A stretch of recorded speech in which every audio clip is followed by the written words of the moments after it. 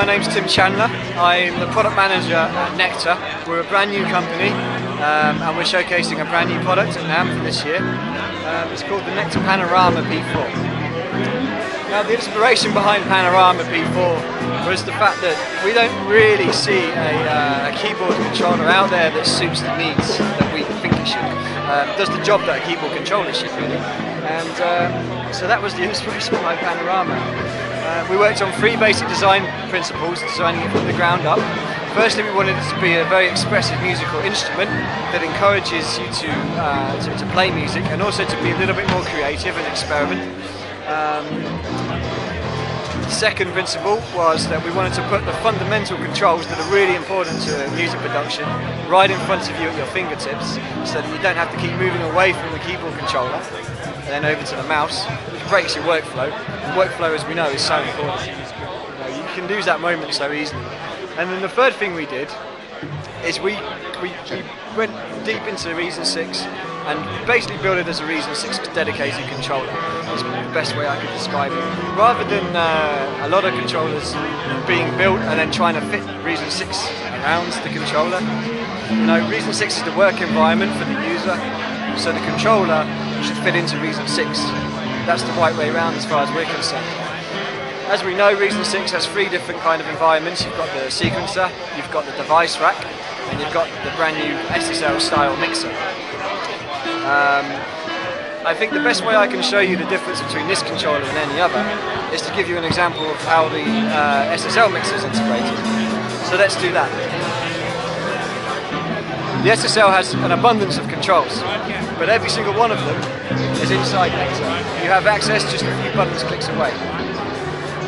The important buttons for the different modes are transport, instrument, and the mixer button. As soon as you press the mixer button, whichever track you were controlling in the sequencer, the mixer channel for that track is under control. You have control of every track, in fact, because it's controlling the SSL mixer. Sorry. But there's also a 100mm motorized fader on the product. That motorized fader will jump into the position of the volume as you track through the sequencer. So you're kind of combining the Reason sequencer with the channel volume in a way that hasn't been done before. So if I'm controlling Subtractor and I switch to 4, immediately I've got control of the channel, which is linked to 4, on my motorized fader. If that makes sense, I hope so. It's not just the motorized fader, there's actually several controls that relate to the active mixer channel that you're controlling, whether your keyboard is targeting. If I press the fader view button, you see exactly that. You can access pretty much any control in that channel. And in mixer mode, you can expand even further. That's one side. We've got great control of the mixer.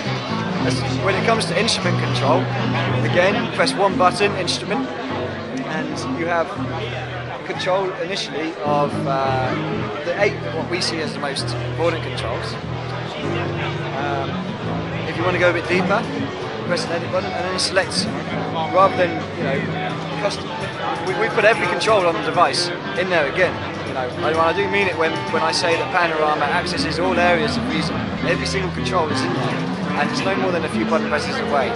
If I want to control the oscillator, I press the oscillator button, and I've got the oscillators in front of me. There's 12 pads, high performance pads. They're over 30mm squared, and they are velocity sensitive and pressure sensitive. Okay, so as a generic controller, there's 90 assignable parameters to choose from and 20 presets as well. So basically, in summary, Panorama is a brand new controller like no other controller you've seen before. It's an expressive musical instrument, it's a great generic controller, and it's got a dedicated Reason 6 element to it.